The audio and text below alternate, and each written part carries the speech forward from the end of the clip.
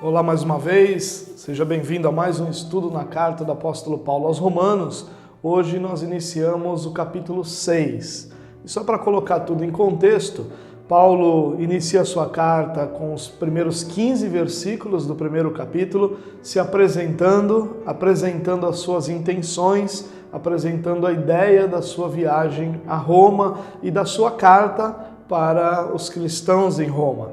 No versículo 16 e 17, Paulo traz um resumo da carta. São os dois versículos chaves de toda a sua carta, onde nós temos uma condensação de tudo aquilo que Paulo vai explanar e ele já apresenta a ideia daquilo que será o conteúdo da sua carta. A partir do versículo 18 do primeiro capítulo até o capítulo 3, versículo 20, nós encontramos Paulo falando do problema da humanidade. E o problema da humanidade é que todos estão debaixo da ira de Deus. Todos são indesculpáveis diante da justiça de Deus, por isso todos estão condenados. E Paulo então apresenta a ideia do pecado original, ele apresenta a questão que a lei é incapaz de salvar o homem, ao contrário, a lei apenas ressalta ainda mais o pecado que é natureza do ser humano.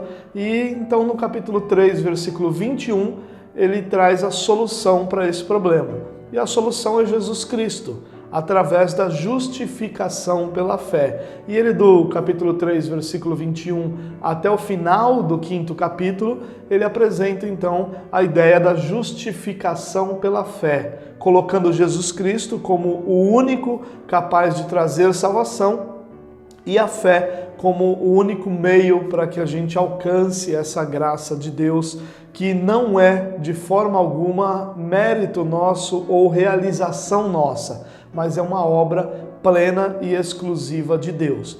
No capítulo 6, Paulo inicia um novo assunto, que é a santificação. Porém, apesar de não conseguirmos separar esses dois assuntos, já que a santificação flui da justificação, justificação a gente poderia colocar em termos mais simples, o momento da nossa conversão. E santificação é o período durante toda a nossa vida onde o próprio Espírito Santo, habitando em nós, vai moldando nossa natureza, nosso caráter, nossa maneira de ser para que nos tornemos semelhantes a Jesus. É uma transformação gradativa que acontece ao longo da nossa vida. Então, apesar de não podermos separar os dois, já que uma flui da outra, há algumas diferenças entre justificação e santificação que nós precisamos compreender. O próprio Paulo, e eu já falei isso em estudos anteriores, ele entende a salvação de uma forma muito mais ampla do que apenas a nossa conversão. Muitas pessoas acreditam que salvação é aquele momento da conversão. E Paulo amplia esse conceito quando ele trata a salvação como um momento passado, que foi o momento da nossa conversão, um momento presente, que é a santificação, que é toda a nossa vida, e um momento futuro da glorificação, onde nós seremos levados para diante do Senhor naquilo que é conhecido como o arrebatamento e estaremos com o Senhor para sempre. Nesse momento nós seremos transformados e a presença do pecado será tirada de nós. Então Paulo se refere em alguns momentos dos seus escritos à salvação no tempo passado, à salvação no tempo presente e em alguns outros momentos na salvação como algo ainda futuro. Então não há nenhuma contradição, é apenas a ideia de Paulo de que salvação engloba muito mais do que apenas o momento da conversão. Se bem que o momento da conversão é definitivo com relação aos outros momentos e desencadeia os outros momentos. Porém, Paulo amplia o conceito de salvação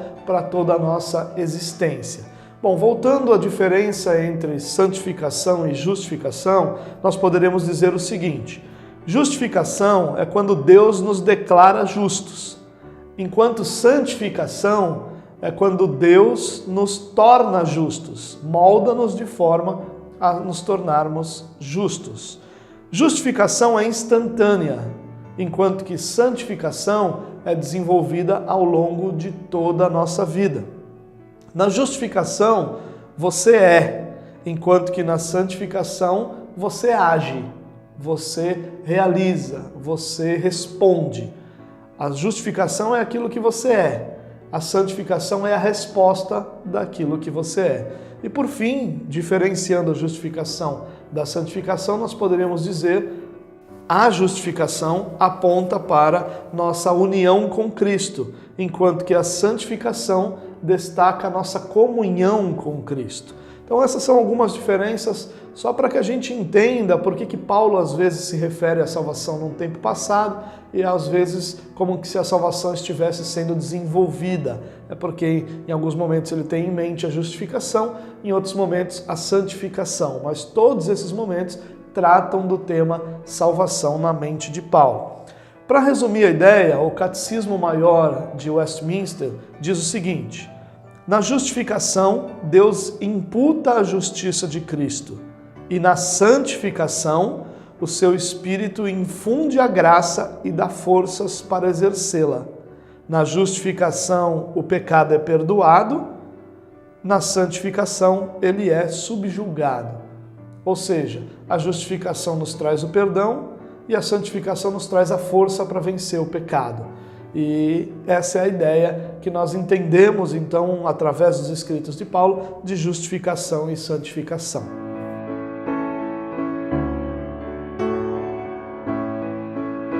Quando nós falamos da justificação pela fé, nós somos quase que automaticamente questionados sobre a questão de que se a salvação não implica em nada que eu faça, então mesmo o meu pecado não importa para a salvação, ou dentro do conceito da salvação. E realmente, o meu pecado ele não é obstáculo para a minha salvação, já que a obra de Cristo é plena, completa e suficiente para que traga justiça também à minha vida. A justiça de Cristo é aceita por Deus como uma justiça para a minha vida também.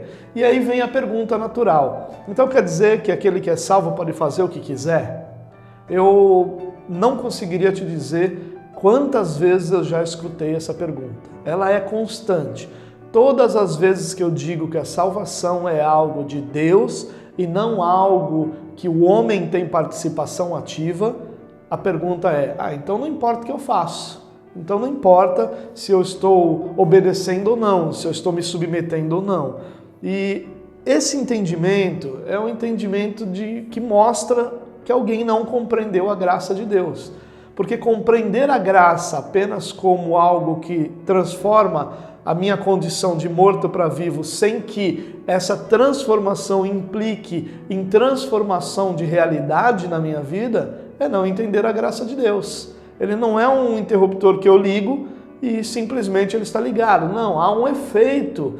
No momento em que eu sou justificado, a minha natureza em Adão morre para que a minha nova natureza possa viver, ou para que em Cristo eu possa viver. É óbvio que o novo nascimento implica em transformação de realidades. Ainda que todas as realidades não sejam transformadas instantaneamente, gradativamente elas serão pela presença e pela ministração do Espírito Santo sobre a nossa vida através da nossa comunhão com Ele. Então a pergunta, ela é feita, ela é até honesta, mas a grande questão é que Paulo responde a essa mesma pergunta no capítulo 6. Por quê? Porque também era um questionamento. Se Paulo está dizendo, olha, a lei não interessa, não importa quando nós estamos falando de salvação, então as pessoas vão dizer, para que a gente vai obedecer qualquer que seja a diretiva de Deus? Nenhuma. Por que nós vamos obedecer? Não tem razão. Por que a gente vai viver qualquer coisa que não seja o desejo do nosso coração, já que isso não interfere na nossa salvação?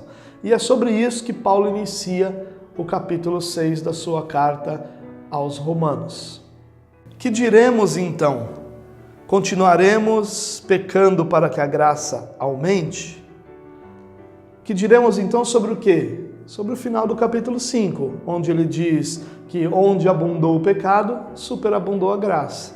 E aí ele então começa a responder esse questionamento natural e que certamente Paulo ouvia, já que a ideia era que se a justificação é pela fé, isso vai trazer um certo relaxamento na nossa realidade espiritual, na nossa comunhão com Deus. E aí Paulo faz a seguinte pergunta: que diremos então? Continuaremos pecando para que a graça aumente? Ou seja, fomos tocados pela graça e continuaremos pecando? E essa parece ser a inferência natural que aqueles que escutam sobre a justificação pela fé fazem da vida a partir daquele momento, daqueles que foram alcançados pela graça de Deus. E olha a resposta de Paulo: de maneira nenhuma. Nós, os que morremos para o pecado, como podemos continuar vivendo nele? A resposta de Paulo, esse de maneira nenhuma, Paulo usa essa expressão em alguns momentos, e nós já vimos anteriormente Paulo usando essa expressão, e essa expressão tem um tom forte. É como se ele dissesse de forma alguma, um não extremamente enfático. É como se ele dissesse não, aquele não forte, enfático, quase indignado. E aí o argumento que ele usa para dizer que não vamos continuar pecando para que a graça aumente, porque nós não podemos mais viver essa realidade, o argumento então é que nós morremos para o pecado. E se morremos para o pecado, como é que a gente pode continuar vivendo para ele? A ideia de morremos para o pecado aqui é a ideia de que a nossa velha natureza, a nossa natureza em Adão, ela morreu. Lembra-se de estudos anteriores que nós aprendemos o fato de que todos nós herdamos a morte espiritual de Adão. Todos nós nascemos com o que é chamado na teologia de pecado original. Então o que ele está dizendo aqui é: a velha natureza morreu, então a gente não pode continuar vivendo no pecado. Nossa natureza, que era inclinada sempre e somente para o mal, morreu. E agora nós não podemos continuar vivendo no pecado. Por isso, a outra pergunta seria: como é que alguém que viveu ou que experimentou a graça de Deus pode sequer imaginar continuar vivendo no pecado? A própria pergunta é absurda, apesar de legítima, apesar de ser feita, tenho certeza, honestamente por muitas pessoas, ela é absurda, porque não leva em conta o efeito da graça. Leva em conta uma realidade lógica humana, mas não a realidade espiritual que a graça de Deus transforma na nossa vida. E aí então Paulo enfatiza nossa morte para o pecado, nossa morte na natureza de Adão. Por isso, parte da sua resposta é uma outra pergunta, quando ele diz: nós, os que morremos para o pecado, como podemos continuar vivendo nele? O argumento de Paulo é: não podemos viver, porque morremos para o pecado. E alguém que é morto não pode fazer nada. Assim como morto espiritualmente não pode se relacionar com Deus, o morto para o pecado não pode viver em pecado. Apesar de nós continuarmos pecando, ou seja, o pecado é como que acidentes na nossa vida, ou seja, a gente não atinge a perfeição, e a ideia da vitória sobre o pecado não é de forma alguma trazer a ideia de que nós podemos viver sem pecado algum. Não, senão a santificação não seria necessária. A santificação só é uma realidade na nossa vida porque é gradativamente que nós vamos sendo transformados à imagem de Jesus Cristo. É gradual, é constantemente, porém, tempo após tempo, nós vamos sendo transformados em algumas realidades. Algumas delas, elas são transformadas de uma forma mais rápida e outras levam um pouco mais de tempo. Eu gosto de uma ilustração para tratar a ideia da santificação na nossa vida como um oleiro realizando ou produzindo um vaso. No momento em que ele começa a moldar o barro, algumas pedras maiores facilmente são percebidas e aí então elas são facilmente tiradas. Outras pedras são pedriscos, minúsculos, e somente quando ele vai colocando ali sempre com a sua mão, sempre ali sentindo o vaso, é que ele vai percebendo esses pedriscos e podendo tirar esses pedriscos, para que sobre apenas o barro no vaso que está sendo feito. E assim a nossa santificação. Algumas realidades são como que pedras maiores, são mais perceptíveis, são mais facilmente tratáveis, incomodam até nós mesmos. Outras são pedriscos, outros pecados, outras realidades são pedriscos e que demoram mais, e somente a presença da mão de Deus sobre a nossa vida vai perceber realidades que nem nós percebemos e são pecaminosas e vão sendo então retiradas da nossa vida. E isso é um processo que dura a vida toda. Eu gosto muito dessa ilustração porque trata realmente a realidade do pecado na nossa vida. Então a minha ideia aqui não é trazer a você a possibilidade de viver sem pecado. Até porque a própria Bíblia diz que isso é impossível e que se alguém se imagina assim, ele é mentiroso e a verdade não está nele. Portanto, o que nós precisamos entender aqui são os 3 tempos também da realidade do pecado na nossa vida. Na justificação, nós somos livres do poder do pecado. Nós não somos mais escravos do pecado. Durante a santificação, nós vamos sendo livres da influência do pecado. Essa é a palavra correta, influência do pecado. E na glorificação, nós seremos livres da presença do pecado. Então, o nosso tempo presente, você que já viveu uma experiência de salvação com o Senhor, o seu tempo presente é de santificação. E santificação no sentido de que nós estamos sendo moldados à semelhança de Jesus e que diariamente a presença do Espírito Santo em nós vai nos libertando de realidades pecaminosas, de atitudes pecaminosas, de pensamentos, de toda a realidade pecaminosa sobre a nossa vida. E esse processo vai durar ao longo de toda a nossa vida. E o que Paulo trata aqui então é aquilo que nós poderíamos chamar na teologia de doutrina mística da união com Cristo. Uma doutrina que ao longo de toda a história da igreja foi muito infundida, mas nós encontramos nos reformadores um carinho e uma atenção especial a essa doutrina. É interessante que quando nós falamos da doutrina da união mística, nós estamos falando do novo nascimento. Nós nascemos de novo. E para tentar ilustrar, apesar da ilustração ser pobre, nós temos uma referência similar dessa união no casamento, onde nós encontramos a palavra de Deus dizendo que o homem deixará pai e mãe, se unirá à sua mulher e os dois se tornarão uma só carne. Essa união, ela é uma união de alma. O homem permanece homem e a mulher permanece mulher, porém há uma união de alma, uma união interior, uma união de pensamentos, uma união de sentimentos, uma união de propósitos. Ainda que um novo ser não surja da união, exceto os seus filhos, mas eles mesmos permanecem como são, mas há uma união de alma. A nossa união mística com Cristo, ela pode ser assemelhada dessa forma. Ainda que eu permaneça homem pecador e Deus permaneça Deus santo, há uma união espiritual. Nós nos unimos em Cristo a Deus. E essa é a ideia bastante interessante do em Cristo. Paulo usa nas suas cartas, em mais de 160 vezes, a expressão em Cristo ou similares. Nele, em Cristo Jesus, porque para Paulo a ideia da nossa vida, ela não existe fora de Cristo. Nós só temos uma realidade espiritual em Cristo. E é em Cristo que essas realidades são vividas e são experimentadas.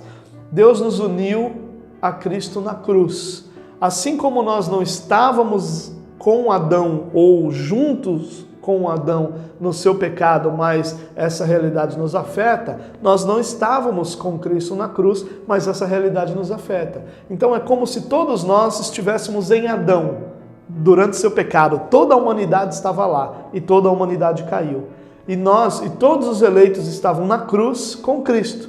E na cruz todos morreram para o pecado. É a mesma ideia da união mística, ainda que ela seja uma ideia que não tenha a praticidade que nós gostamos do entendimento das coisas, é uma realidade muito presente em todos os escritos de Paulo. Sendo unidos na cruz, por consequência, nós morremos para o pecado. O novo nascimento é essa união mística com o Senhor. E talvez sua pergunta seja, quando é que nós morremos para o pecado? Porque a impressão que eu tenho é que o pecado permanece sobre a minha vida. E realmente, a influência dele permanece, mas você não é mais escravo dele. E essa é a primeira coisa que você precisa entender. É possível sim vencer o pecado, ou caminhar em vitória sobre o pecado. Ainda que o pecado seja uma realidade que não estará ausente no nosso dia a dia, é possível ter vitória sobre o pecado. E é sobre isso que Paulo começa no capítulo 6 da sua carta a nos ensinar. E vamos dar uma atenção a isso, porque não é uma questão de sentimento, é uma questão de fé.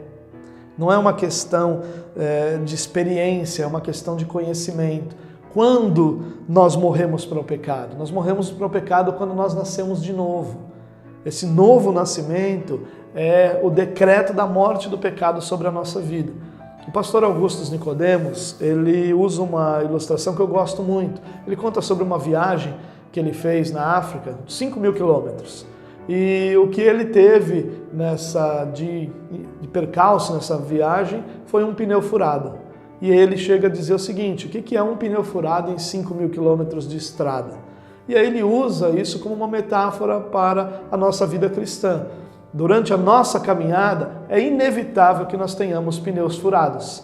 O problema é se nós tivermos um pneu furado a cada 50 metros. O problema é se nós tivermos um pneu furado a cada 100 metros. Ficará visivelmente claro para as pessoas que há algum problema ali. Seja na estrada, seja no pneu, algum problema existe. Ou na roda, alguma coisa está acontecendo que precisa de conserto. Assim é a nossa vida. É inevitável que ao longo da nossa caminhada nós tenhamos quedas. É inevitável que ao longo da nossa caminhada nós experimentemos, vivenciemos pecados. Mas o que não pode acontecer é que esse pecado seja a rotina, que esse pecado seja a realidade prática da nossa vida. E é disso que nós precisamos nos apropriar, desse entendimento que precisamos nos apropriar para que nós possamos então ter vitória sobre o pecado. E Paulo continua dizendo: ou vocês não sabem que todos nós que fomos batizados em Cristo Jesus, fomos batizados em sua morte? Paulo cita o batismo, que era o elemento visível da igreja do primeiro século. A identificação natural dos cristãos era o batismo. Os cristãos passavam pelo batismo e esse batismo tinha uma importância. E Paulo cita o batismo porque primeiro era essa identificação, mas o batismo também era comum naquela condição, naquele tempo. Nós encontramos João Batista batizando, até por isso o termo Batista no seu nome. A ideia de por que ele batizava não nos fica clara. Estudiosos acreditam que ele era essênio e os essênios batizavam aqueles que ingressavam dentro do seu grupo. Nós encontramos também pessoas que não são judeus de nascimento ingressando no judaísmo através do batismo. Então o batismo era uma realidade presente e identificava, na questão do cristianismo, os cristãos, aqueles que haviam sido salvos e tinham tido uma experiência pessoal de salvação com Jesus. E ele continua: portanto, fomos sepultados com ele na morte por meio do batismo, a fim de que, assim como Cristo foi ressuscitado dos mortos, mediante a glória do Pai, nós vivamos uma nova vida. E aqui Paulo revela o objetivo do novo nascimento. O objetivo do novo nascimento é que nós possamos viver uma nova vida, ou novidade de vida em algumas traduções. Viver essa vida nova é o objetivo do novo nascimento. O objetivo do novo nascimento é desencadear um processo de transformação diária e contínua sobre a nossa vida que nos leve à imagem de Jesus Cristo ou à semelhança de Jesus Cristo. Ele continua ainda: se dessa forma fomos unidos a Ele na semelhança da sua morte, certamente o seremos também na semelhança da sua ressurreição. Por isso que a indignação sobre a pergunta inicial é clara na resposta de Paulo. É impossível que alguém que foi alcançado pela graça viva escravo do pecado. É impossível que a realidade continue a mesma, porque a justificação, ela não só nos livra do inferno, mas ela desencadeia uma transformação, é um novo nascimento, é uma nova natureza. Ou seja, as realidades espirituais são transformadas. Ainda que a gente não veja, espiritualmente nós deixamos de ser descendência de Adão para estarmos em Cristo. Ainda que isso não seja visível fisicamente, nós deixamos de ser escravos do pecado e fomos trazidos para o reino de Jesus Cristo. Nós fomos alocados do reino das trevas para o reino da luz. Nós deixamos de ser mortos e passamos a viver em Cristo. Nós não somos mais descendentes de Adão, mas nós estamos em Jesus. Essa transformação espiritual precisa e vai desencadear as transformações práticas da nossa vida. Tudo isso está ligado ao interior. John Stott diz o seguinte: o Deus da graça não apenas perdoa pecados, mas também nos liberta de pecar, pois a graça, além de justificar, também santifica.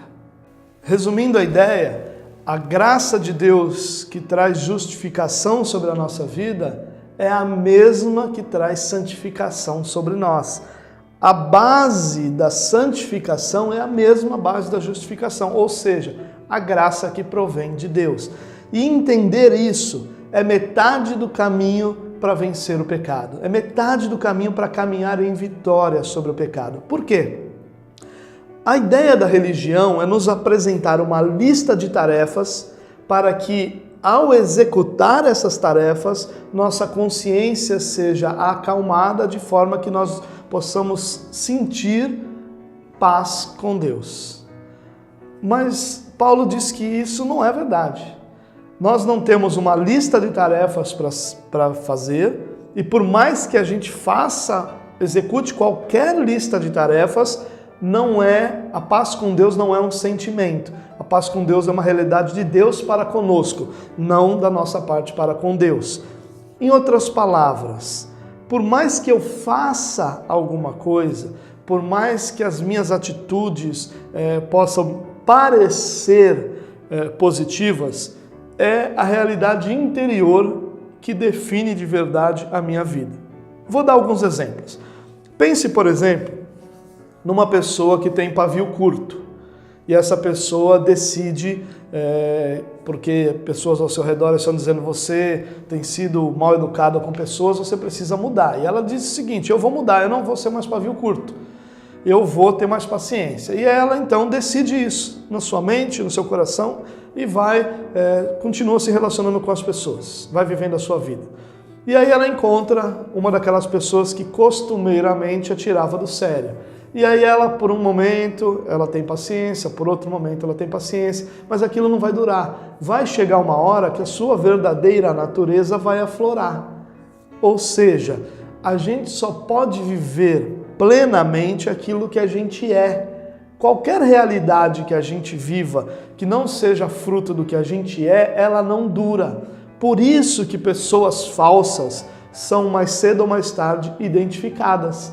Porque a sua falsidade não é reflexo, ou a atitude delas na falsidade não é reflexo do que elas são. Elas são uma coisa e apresentam ser outra. E isso vai chegar o momento em que não vai perdurar e que a sua verdadeira identidade vai aparecer e elas vão ser consideradas falsas. Pessoas que estavam agindo de uma forma quando na realidade o seu coração pensava de outra forma. Pense de outra maneira, um outro exemplo. Eu vou ao cardiologista e indo ao cardiologista eu apresento a ele a minha vida e digo, olha, a minha alimentação é a base de pizza, eu sou apaixonado por massa, por carnes vermelhas, e ele então me aterroriza e diz, olha, isso vai fazer mal para o seu coração, você já está com a pressão alta, você já está com isso e com aquilo outro elevado, e aí ele começa então a trazer toda uma lição ali sobre saúde e eu saio de lá dizendo, meu Deus, eu vou morrer, eu preciso mudar a minha alimentação. E ele diz, olha, mude sua alimentação e vá fazer um exercício físico. Só que eu não gosto de nenhuma das duas coisas, nem daquela alimentação considerada saudável, nem do exercício ou da prática do exercício físico. Mas eu tenho que fazer, porque o cardiologista me mandou fazer. A não ser que haja uma transformação de consciência, eu vou tentar. E eu vou me alimentar por um dia de salada, por 2 dias de salada, mas vai chegar um momento em que aquilo vai ser insuportável na minha vida e eu vou voltar à minha alimentação antiga, porque aquela é que me agrada, aquela é que é a minha realidade. Quanto ao exercício físico, você começa 1 vez, 2, 3, até que haja uma grande desculpa. um dia de chuva, um dia que você não está muito bem, a pessoa com quem você treina não pode ir, e essa grande desculpa é tudo que você precisava para parar de treinar. Esses são alguns exemplos pobres, como são grande parte daqueles que eu uso, mas exemplos que ilustram a ideia de que, a não ser que haja uma mudança interior, a sua postura exterior, ela não vai ter sustentação. Agora, trazendo isso para a nossa realidade espiritual, quem de nós nunca viu ou fez, para que não seja uma acusação pessoal, mas não viu alguém ou que não fez, o seguinte: no final do ano, naqueles cultos de Natal e de Ano Novo, nós dizemos o seguinte: o ano que vem vai ser diferente. Nós olhamos para o ano que passou e dizemos: olha, eu não li minha Bíblia toda, eu não tive meu devocional da maneira como deveria ser, esse ano vai ser tudo diferente. Eu vou ler a minha Bíblia inteira nesse ano e nada vai mudar isso. Até a página 2, porque no dia 2 de janeiro você já está atrasado com a sua leitura. No dia 1º não deu, porque era o feriado, no dia 2 você está recompondo das festividades do dia 1º, você já está atrasado com a sua leitura, não durou nada. E o seu devocional dura até o 1º dia que você precisa sair mais cedo ou que alguma coisa aconteça. Por quê? Porque é só uma resolução. Não que as resoluções não tenham valor, mas as resoluções precisam ser fruto de uma transformação interior. É essa que determina a nossa vida de verdade. Todas as resoluções, elas são momentâneas, a não ser que haja uma transformação interior. Quem de nós nunca saiu de um culto de domingo depois de ouvir uma palavra desafiadora, dizendo o seguinte: minha vida nunca mais vai ser a mesma, a partir de agora essa é a realidade que eu vou viver? Até a segunda, a terça ou a quarta-feira. Porque resoluções que são feitas pela força do nosso braço, elas não perduram, elas têm prazo de validade, elas são incapazes de gerar em nós uma realidade permanente. O que a gente precisa é a transformação de uma realidade interior. É isso que Paulo está dizendo aqui. A graça que nos justifica é a mesma graça que provém do mesmo Deus que também nos santifica. E é essa a ideia é que as nossas ações são geradas pelo que nós somos. Nossas decisões não se sustentam se for apenas de acordo com o que queremos fazer e não de acordo com aquilo que nós somos. Por isso, a base da santificação não é o que eu faço. A base da santificação é o meu relacionamento com Deus. A única chance que eu tenho de transformação interior é através de um relacionamento pessoal com Deus, de um relacionamento pessoal com a pessoa do Espírito Santo que habita em mim. É esse relacionamento que vai transformar o que eu sou, vai transformar o que eu penso, vai transformar o que eu sinto, de forma que as minhas atitudes permaneçam, que sejam resoluções que honrem a Deus, glorifiquem a Deus e que não tenham prazo de validade, mas se tornem realidade na minha vida, realidade contínua e eterna. Pensar nisso, saber disso, entender isso é vital para uma vida de santidade. O problema da nossa santidade, da santidade da igreja atual, é que nós somos religiosos. Nós fazemos aquilo que tem que ser feito sem que o nosso coração tenha sido moldado para isso. E a gente faz uma vez, duas ou três e não faz mais, porque não tem raiz, não tem sustentação, não está fundamentado sobre o alicerce que é Jesus Cristo, mas depende da nossa força, da nossa capacitação, da nossa realidade diária, e isso não vai perdurar. Viver dessa forma, realizando listas de tarefas, dependendo que a igreja estabeleça para você o que você deve fazer, o que você não deve, vai nos levar à condição do que Jesus chamou de hipócritas. Pessoas que faziam aquilo que tinha que ser feito, sem, contudo, ter o seu coração naquilo. E há uma coisa importante para nós, que você precisa pensar. Tudo que você não gosta ou não quer fazer, e você tem que fazer, você desenvolve um método para que aquilo se torne mais fácil. E tira, na maioria das vezes, a razão daquilo acontecer ou a razão daquilo ser. Então nós temos a capacidade de facilitar tarefas que são difíceis. Não que isso seja por natureza ruim, mas quando nós trazemos isso para a realidade espiritual, nós vivemos a mesma realidade dos fariseus. Trazemos a realidade dos fariseus para a nossa vida. E qual era a realidade dos fariseus? Eles exteriormente cumpriam aquilo, mas sempre numa forma de burlar a realidade e fazendo aquilo de forma que não glorificasse a Deus. Vou dar um exemplo. Você deve lembrar que Jesus, no capítulo 6 de Mateus, quando nos ensina a oração dominical, ou a oração do Pai Nosso, como é conhecida, ele diz, olha, não sejam como os hipócritas, que gostam de orar nas praças, fazer longas orações, não faça como eles. Qual era a ideia? O que é a oração? Oração não é uma tarefa para se fazer, oração é um lugar para se estar. Nós, ao orarmos, estamos diante de Deus. E diante de Deus nós nos relacionamos. A oração, ela é um aspecto do nosso relacionamento com Deus, não é uma tarefa para ser feita. Os hipócritas, os fariseus, transformaram a oração numa tarefa a ser cumprida. Então, ao invés de estarem diante de Deus, compartilhando o seu coração, abrindo o seu coração e falando com Deus sobre aquilo que era a realidade da sua vida, o que eles faziam? Criavam belas orações, criavam belas falas, faziam isso publicamente de forma que todos ao seu redor percebessem que eles estavam cumprindo aquela tarefa, mas em nenhum momento aquela oração ou aquele momento de oração se referia a Deus ou era ligado a Deus. Era apenas uma tarefa a ser cumprida. E às vezes é isso, nossa vida cristã às vezes é isso. Às vezes nossa vida cristã é um desesperador contínuo de realização de tarefas. É só isso e mais nada. Por isso nós não alcançamos a santidade de uma forma plena ou da forma como Paulo nos ensina, a capacidade de vencermos o pecado. Porque só venceremos o pecado se a base da nossa luta for o nosso relacionamento com Deus.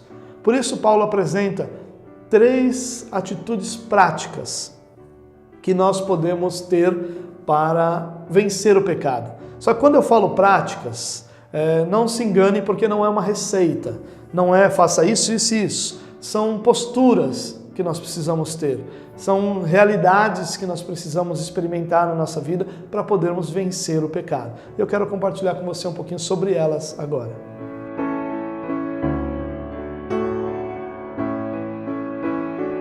A primeira atitude prática que nós precisamos ter para vencer o pecado é conhecer a realidade espiritual da nossa vida. O conhecimento é libertador. Olha o que Paulo diz aqui, ó. Pois sabemos que nosso velho homem foi crucificado com ele, para que o corpo do pecado seja destruído e não mais sejamos escravos do pecado. Pois quem morreu foi justificado do pecado. Ora, se morremos com Cristo, cremos que também com ele viveremos. Pois sabemos que, tendo sido ressuscitado dos mortos, Cristo não pode morrer outra vez. A morte não tem mais domínio sobre ele, porque morrendo, ele morreu para o pecado uma vez por todas, mas vivendo, vive para Deus. Nós precisamos entender que nossas ações são baseadas em nosso conhecimento. Nós não podemos aceitar a ideia de uma fé cega. A fé que Jesus propõe sobre a nossa vida não é cega, é uma fé fundamentada, é uma fé estabelecida por milhares de anos de história. É uma fé que se desenvolve, a história dessa fé se desenvolve ao longo da história da humanidade. Ela está conectada e é paralela à história da humanidade o tempo todo. Não se engane, nós somos chamados ao conhecimento, porque ao conhecer nós podemos crer. O crer não é uma atitude de desinteligência. Crer não é uma atitude de, falou, então tá bom. Como a gente ouve muitas vezes. Não, mas meu pastor falou isso, fulano falou aquilo, é isso. Não, nós precisamos entender, nós precisamos conhecer. Ainda que nos seja impossível conhecer plenamente todas as realidades espirituais, nós conhecemos o suficiente para depositar a nossa fé nisso. Fé não é sentimento, fé é reflexo de conhecimento, fé é reflexo de entendimento. E nós precisamos, assim como Paulo diz, saber. Ele usa 2 vezes a expressão pois sabemos. Sabemos o quê? Que a nossa realidade espiritual estamos mortos para o pecado, vivemos em Cristo. Como Cristo morreu, nós morremos com Ele. A ressurreição de Cristo é a nossa ressurreição. Nós vivemos para Deus. Nós não somos mais escravos do pecado. E isso é libertador sobre a nossa vida. Nós ouvimos um grupo de pessoas que diz, nós não queremos saber desse negócio de conhecimento, teologia, isso esfria o crente. Crente mesmo, ele depende de uma revelação do Espírito. Sim, mas que revelação do Espírito maior do que a Bíblia você quer? Que revelação do Espírito maior do que a Bíblia existe? Nenhuma. Essa é a maior revelação da história da humanidade. Nunca haverá revelação maior que essa. Porque essa é a revelação do Espírito de Deus sobre nós, a inspiração de todos esses homens que escreveram as cartas, escreveram aquilo que nós conhecemos como a nossa Bíblia. E aí eles dizem, nós precisamos de mais prática. Sim, me mostra uma prática que existe sem a teologia. Só existe uma, chama ativismo. Toda prática cristã sem teologia é ativismo, é apenas o fazer pelo fazer para cumprir alguma coisa que deve ser cumprida. Porque quando você diz assim, olha, Jesus é capaz de te salvar, você está trazendo uma declaração teológica. Quando você diz, olha, Jesus morreu por você, é uma declaração teológica. E o desenvolver dessa declaração é teologia. Não existe nem ao menos evangelismo sem teologia. E um detalhe, para você que gosta de evangelismo baseado em testemunhos, olhe o livro de Atos e você vai perceber que sempre que algum testemunho atraía a atenção das pessoas, na sequência do texto você vai perceber ou vai aprender que eles pregaram o Evangelho. Porque é somente o Evangelho que é capaz de salvar. O testemunho ele é capaz de atrair pessoas para aquela realidade religiosa, mas a não ser que ele tenha conhecimento do seu pecado, a não ser que ele seja conduzido à fé em Cristo Jesus, não tem salvação. Tem só adequação ao ambiente religioso. Salvação só existe através da pregação do Evangelho. E não se prega o Evangelho sem teologia. O Evangelho sem teologia é o Evangelho de Jesus te ama e quer te dar tudo o que você quer. E não é o Evangelho verdadeiro. Não é nem Evangelho o nome disso. Isso é adequação a um conjunto, a um grupo social. E nada mais que isso. Nós precisamos de conhecimento. O conhecimento é libertador. Aquilo que você não sabe não se torna realidade na sua vida. Conhecimento sempre traz vida.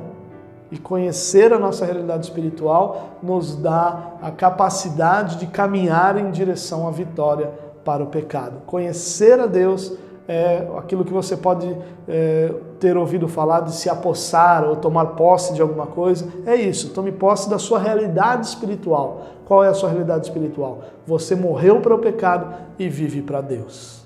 Na sequência, Paulo diz o seguinte: da mesma forma, considerem-se mortos para o pecado, mas vivos para Deus em Cristo Jesus.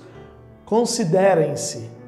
A ideia aqui é de uma realidade matemática, onde você faz o cálculo e tem uma consideração. Essa consideração é o resultado desse cálculo. O considerem-se compreendam, entendam, recebam sobre a sua vida a verdade de que vocês são mortos para o pecado, mas vivos para Deus. Não é uma questão de sentimento, é uma questão de entendimento.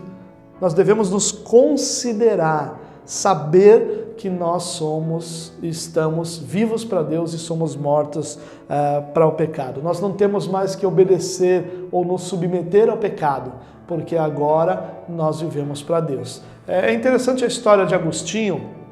De uma forma bem resumida, Agostinho teve uma vida bastante promíscua, em bebedices, em orgias, e ele teve uma experiência com Deus através da carta do apóstolo Paulo aos Romanos que transformou a sua vida.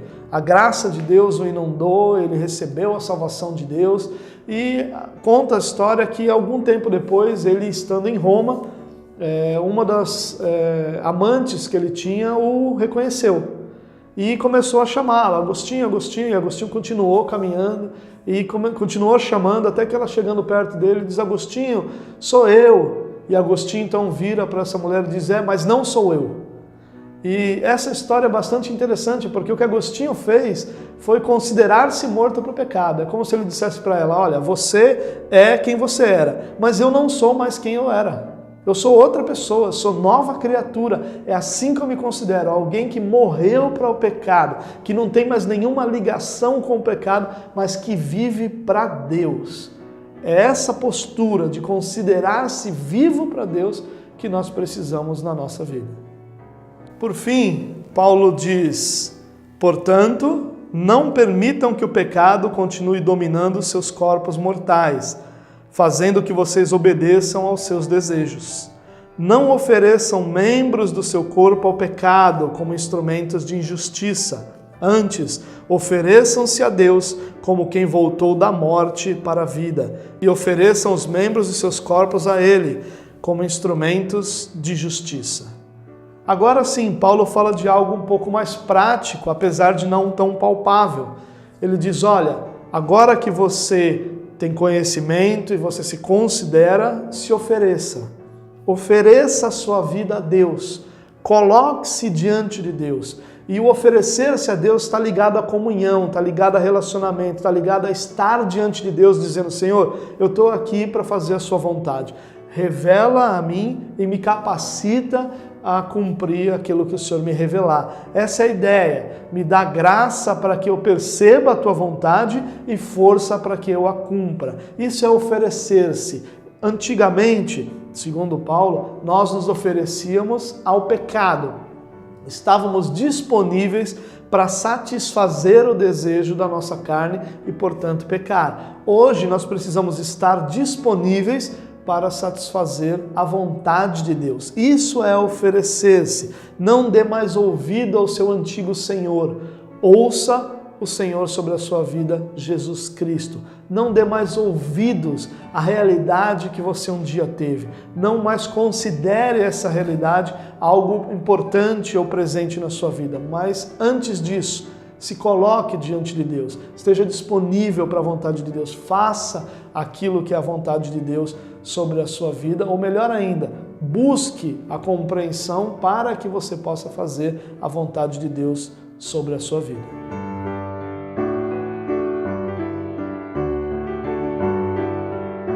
Do que Paulo nos ensina, nós podemos extrair duas conclusões importantes para a nossa vida. A primeira dessas conclusões é que disciplina é uma necessidade para a vida cristã. Porém, precisamos lembrar, essa disciplina não acontece por força do nosso braço.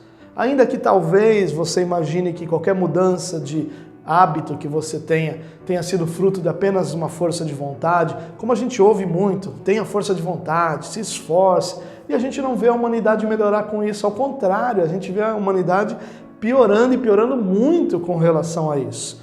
O que nós precisamos? Nós precisamos sim de disciplina, mas nós precisamos primeiro que a força para essa disciplina venha do Senhor. Mas não se engane, não é só uma questão de vamos ver o que vai acontecendo, não, nós precisamos de disciplina. Não é possível alcançar essa disciplina por esforço humano, isso é verdade, mas nós precisamos do poder do Espírito Santo que habita em nós, de forma que a gente vai encontrar os recursos necessários para dizer não ao pecado. No momento em que a disciplina começa a acontecer, ela passa a se tornar realidade da nossa vida. Por exemplo, você encontra pessoas que passaram por um processo de reeducação alimentar. E pessoas que passaram por esse processo há 1 ou 2 anos, a alimentação delas hoje já não é mais difícil como era no início. Elas já se adaptaram, ou seja, a disciplina já conduziu-as a uma nova realidade. Então, qual é o processo? Nós precisamos de comunhão com Deus para que nós recebamos força para fazer o que tem que ser feito, e fazendo o que tem que ser feito, nós vamos viver aquilo como disciplina na nossa vida. Porque a disciplina é importantíssima para o nosso relacionamento com Deus, para a nossa vida com Deus. A segunda conclusão é que a nossa maior luta é espiritual, porém interior. A grande realidade do cristianismo hoje é que nós, assim como Adão, culpamos tudo à nossa volta por aquilo que acontece. E aí nós criamos rituais para expulsar Satanás da nossa vida, para tirar Satanás da nossa casa, para tirar Satanás do objeto que nós ganhamos, para tirar Satanás do doce que a gente come. E a gente faz tudo isso, mas nunca muda o nosso interior.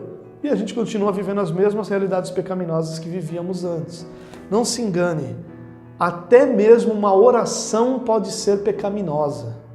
Porque quando eu oro, por exemplo, dizendo, Senhor, eu exijo que o Senhor faça isso, eu exijo que a minha vida financeira esteja abençoada porque eu tenho sido dizimista fiel. Essa minha oração é pecaminosa, é uma oração. Eu estou orando, estou diante de Deus, mas é pecaminosa.